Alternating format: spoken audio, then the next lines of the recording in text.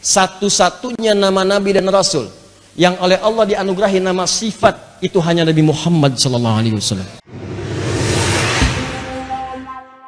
Semua nama yang melekat pada Nabi Muhammad SAW semuanya nama sifat, tidak pernah ada nama zat. Apa bedanya Ustadz nama zat dengan nama sifat? Kalau zat itu nama yang diberikan untuk membedakan satu orang dengan orang yang lainnya. Bisa. Nama siapa mas? Angga. Nama? Hakam. Baik. Ini Rangga, ini Hakam. Baik. Coba berdiri. Ngadap ke sana, Angga. Hakam berdiri. Bukan mas, ngadapnya ke sana. Sana akhwat, jangan dihadap ke tembok, ke tembok. Nah, Hakam ngadap ke sana. Baik. Sekarang saya panggil ya. Angga. Bukan Hakam. Angga. Angga. Angga. Hakam. Nah, kenapa ketika saya panggil Hakam yang nengok Hakam, ketika saya panggil Angga yang nengok Angga, itu disebut nama zat namanya. Nama yang diberikan untuk membedakan satu orang dengan yang lainnya. Sehingga ketika diberikan panggilan bisa terlihat bedanya siapa satu dengan yang lain. Paham di sini?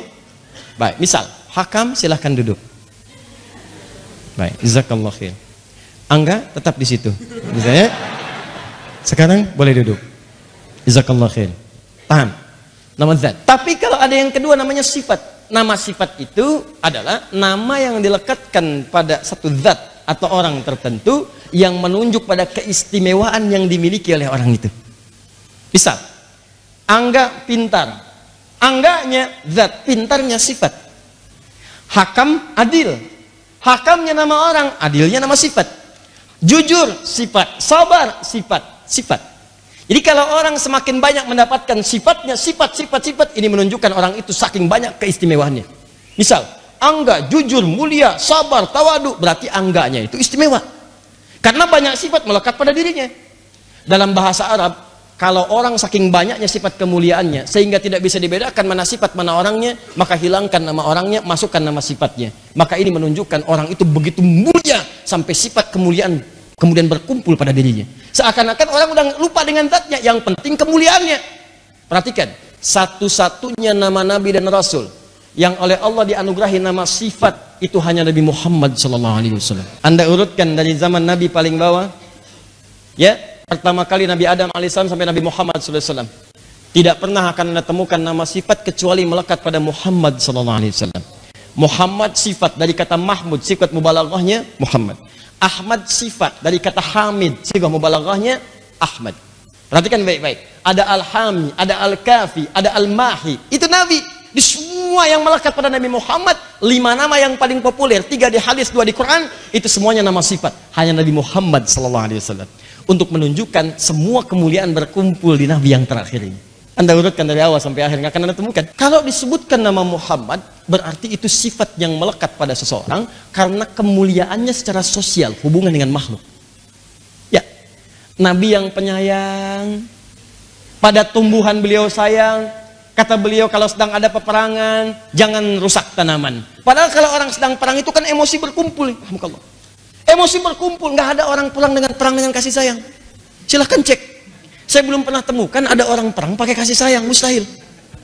Makanya di Quran surah ke-9 Al-Bara'ah, satu-satunya surah dalam Al-Quran yang tidak dibuka dengan bismillah. Yang lain pakai bismillah. Al-Fatihah sampai An-Nas bismillahirrahmanirrahim, kecuali At-Taubah. Kenapa At-Taubah tidak pakai bismillahirrahmanirrahim? Karena awal ayat At-Taubah adalah izin pembuka perang. Ketika umat pada situ dizolimi, nggak pernah balas. Ketika punya kemampuan, pertahankan dirimu, bukan untuk menyerang orang lain. Turunlah ayat izin. Bara'atum minallah. Sekarang mulai diizinkan kalian untuk mempertahankan diri. Turun, perang. Nggak pakai bismillah. Kenapa? Karena bismillahirrahmanirrahim kalimat sayang. Rahman kalimat sayang, puncak dunia. Rahim kalimat sayang, puncak akhirat. Dan nggak ada orang perang pakai sayang. Tembak, dor. Maaf ya, nggak ada. Izin nembak ya, kalau sakit maafin aja. Udah, nggak ada. Ya, tapi dalam suasana itu kata Nabi, jangan rusak tanaman. Coba lihat. Rumput-rumput pertahankan, jangan diinjak. Tanaman-tanaman pertahankan, jangan kemudian dicabut, jangan dilukai. Makanya ulama fikih mengatakan, dalam perang saja tumbuhan dilindungi. Jadi kalau dalam suasana aman ada orang yang gundulin hutan, cabut-cabut pohon, itu dosanya berkali lipat. Karena dalam suasana perang, tumbuhan dilindungi. Ada orang suasana aman, nyebutin pohon, dosanya banyak. Pada hewan, bayangkan.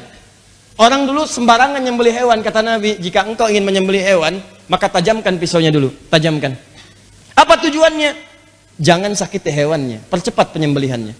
Tarik, set, sekali. Ini bukan berkali-kali begini.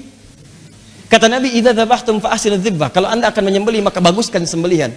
Ya, tajamkan, tajamkan, tajamkan. Dan saat menyembelih, menajamkan pisaunya pun jangan di hadapan hewannya. Jauhkan. Jadi bukan hewannya dipanggil. Kandidat selanjutnya, oh siap-siap ya, sabar. Nanti babai cepetin, ya kan? Itu gak boleh. Jauhkan. Sembelih, habis. Itulah Muhammad. Pada manusianya, luar biasa. Ketika ditanya Sayyidah Aisyah, kaifa kana khuluqu Rasulullah sallallahu alaihi wasallam? Jawabannya kana khuluqul Quran. Pada tetangganya yang mulia, pada musuhnya, Anda bayangin aja dah. Teman-teman tinggal di komplek, diusir dari komplek. Pernah ada yang lemparin, pernah ada yang caci maki, pernah macam-macam, diusir. Tiba-tiba satu saat Anda berkuasa, datang lagi ke sini. Anda ingat peristiwa itu. Apa yang Anda lakukan terhadap orang komplek? Panggil satu-satu ke sini. Nabi tidak. Nabi dihancurkan saat di Mekah. Perasaannya, fisiknya, keluarganya diintimidasi, sahabat-sahabatnya dibunuh di hadapan Nabi kadang-kadang. Sedang ruku kemudian ditaruh kotoran di atas punggungnya. Ketika akan lewat dicaci maki, pergi ke Taif dilempari dengan batu, darah keluar dari tubuhnya yang sangat mulia, diusir oleh kaumnya, meninggalkan tempat yang dicintainya, sampai berbalik ke belakang saat berada di Jarwal. Ya Makkah anti ahbu madinatin fi qalbi, laula amarani rabbi an uhajir lama taraktuki. Mekah, engkau kota yang sangat kucintai dalam hatiku. Kalau Allah nggak perintahkan aku hijrah, nggak akan aku tinggalin. Wafat pun nggak ada masalah di situ. Cuman karena Allah perintahkan aku pergi, diusir. Tiba-tiba ketika balik lagi ke situ dalam suasana Fathu Mekah, kekuatan sudah banyak, mudah bagi Nabi untuk menumpas orang yang pernah membunuh sahabatnya, menzolimi kawannya, menzolimi diri beliau. Apa yang beliau katakan? Antum mutlaqa, kalian dimaafkan pada hari ini. Yang pergi ke masjid aman, yang pergi ke rumah Abu Sufyan aman, yang mendekat ke sini aman. Antum saya bebaskan seperti Yusuf membebaskan saudara-saudaranya. Muhammad sallallahu alaihi wasallam. Itulah Muhammad. Tapi ketika disebutkan dengan Ahmad hanya sekali dalam Al-Qur'an, itu teman-teman bentuk isim tafdil, sighah mubalaghah dari kata hamid. Tidak pernah disebutkan hamid dalam bahasa Arab kecuali menunjuk kemuliaan seseorang yang punya sifat ibadah yang kuat kepada Rabbnya. Hubungannya vertikal, hablum minallah. Yang tadi hablum minannas horizontal, yang ini hablum minallah vertikal. Hamid kalau sekali. Misal, rajin tahajud tapi belum mampu puasa sunnah dengan konsisten, hamid. Rajin puasa sunnah belum mampu baca Al-Quran bagus tiap harinya, hamid. Tapi kalau orang ini tahajudnya bagus, lama, baca Qurannya bagus, puasanya rajin, maka dirubah kalimatnya dari hamid menjadi Ahmad.